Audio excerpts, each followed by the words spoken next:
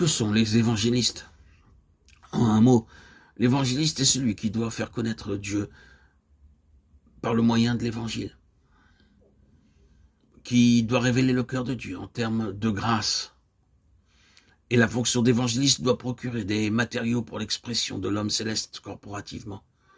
Ainsi, nous commençons avec l'autorité en Christ, Christ tenant la place de l'autorité suprême, bien au-dessus de tous les cieux. Puis, nous avons la pensée de Dieu en Christ. Ici, nous avons le cœur de Dieu en Christ. L'évangile de la grâce doit procurer un accroissement par le rassemblement des matériaux pour l'homme céleste corporatif. Venons-en maintenant au pasteur et au docteur. Ces deux fonctions sont réunies. Les matériaux sont en train d'être rassemblés. L'homme céleste corporatif est progressivement amené à l'existence et est en train de parvenir à sa plénitude éternelle. Or, tandis que les matériaux sont en train d'être rassemblés, que l'homme céleste corporatif est en train de se constituer progressivement, le besoin suivant est celui de pasteur et de docteur. Et la fonction ici est celle de l'ajustement et de la coordination de cet homme céleste. L'ajustement est amené par l'enseignement, par l'instruction.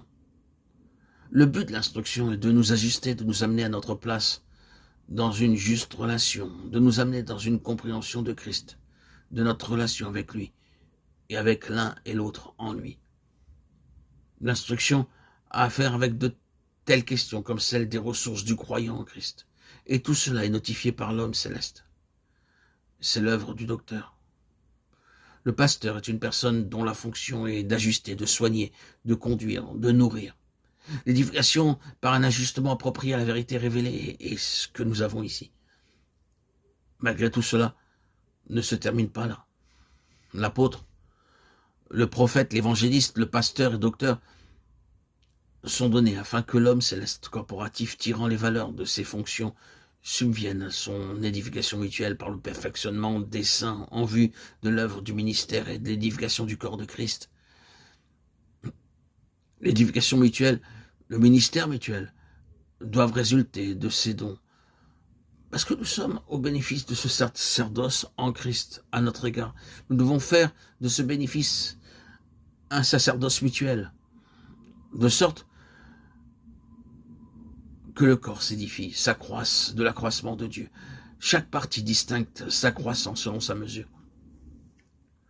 Si cela vous semble technique, permettez que nous vous conseillons de vous détourner de l'enseignement et de tout ce qui ressemble à un système de vérité pour avoir le Seigneur en vue. Gardez le Seigneur lui-même en vue et constatez que la seule chose qui gouverne tout est la venue de Christ dans une plénitude de vie et une expression dans cet univers toujours plus grande par le moyen de l'Église qui est son corps.